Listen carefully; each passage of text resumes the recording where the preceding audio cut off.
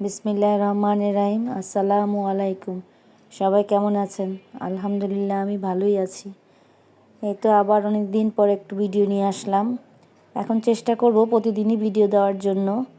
এই তো আজকে হঠাৎ করে আমার মেয়ে আর আমার বাসায় চলে আসলো আমাদেরকে নিয়ে যাওয়ার জন্য। ওর বাসায় বলতেছে যে, মা আমি তো কিছুদিনের মধ্যেই বাইরে চলে যাব, তাহলে তুমি চলো আমার বাসায়, 2-1 দিন থাকবা, আমার থেকে আমাকে বিদায় দিবা।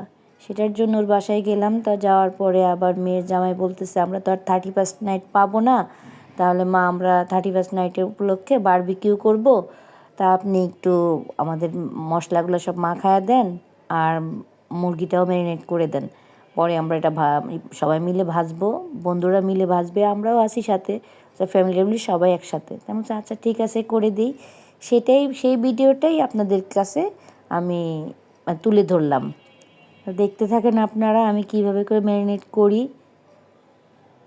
মনের মধ্যে একটু কষ্ট ছিল যে মেয়ে চলে যাবে, মেয়ের জামাই চলে যাবে বাইরে, তারপরেও সেটা নিয়ে ওদের আবদার যে ওরা তো আর বারবিকিউ আমাদের সাথে পাবে না, সেটার জন্য 31st নাইটটাও পাবে না, এটার জন্য এগুলো করে দেওয়া।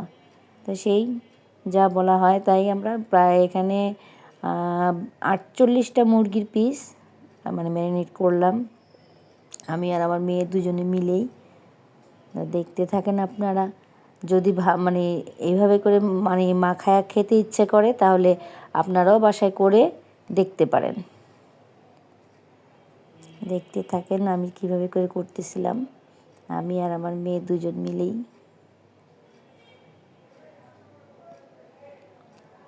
এখানে সমস্ত মশলা একসাথে করে মেখে তারপরে আমি মুরগিগুলোর উপর মাংসর মধ্যে সমস্তটা মাখতেছিলাম, যাতে একদম মাংসের ভিতরে ঢুকে। মাংসগুলো এমনিতে কাটা ছিল, কেচে নেওয়া হয়েছিল, সেটার মধ্যেই ভালো করে মশলাগুলো মাখতেছিলাম। দেখতে থাকেন। অনেক দিন পরে ভিডিও দিলাম আপনাদের মধ্যে, কারণ মধ্যে দিয়ে অসুস্থ ছিলাম, প্লাস মনটাও ভালো ছিল না, অনেক প্রবলেমের মধ্যে ছিলাম, তাই অনেক দিন ধরে ভিডিও দিতে পারি নাই। এখন থেকে আবার চেষ্টা করব রেগুলার ভিডিও দেওয়ার জন্য, কারণ এমনিতে অনেক ভিডিও জমেও আছে আমার, তো এখন থেকে দেওয়ার চেষ্টা করব ইনশাল্লাহ। আপনারাও আমার পাশে থাকবেন যাতে আমিও ভিডিওটা দিতে পারি। লাইক শেয়ার কমেন্টস করবেন, তাহলে আমার উৎসাহটা যতটুকু কমে গিয়েছিল সেগুলো আবার বাড়বে। তো সেটাই করতেছিলাম। এর মধ্যে দেখে ফেললেন যে আমরা 3জন দাঁড়ায় আছি, মেয়ের জামাই, মেয়ে, আমি, 3জনে মিলেই করতেছিলাম। মেয়ের জামাইটা দেখতেছিল যে কীভাবে কী করতেছি।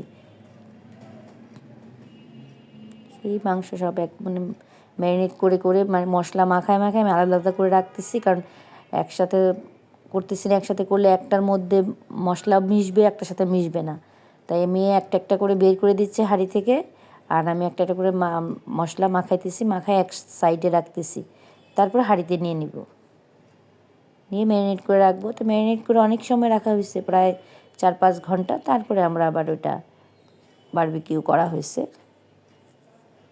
যদিও আমি বারবিকিউর এটা নেই ভিডিওটা নেই, কারণ ওইখানে ছেলে আমার মেয়ের জামাই ওরা ছিল।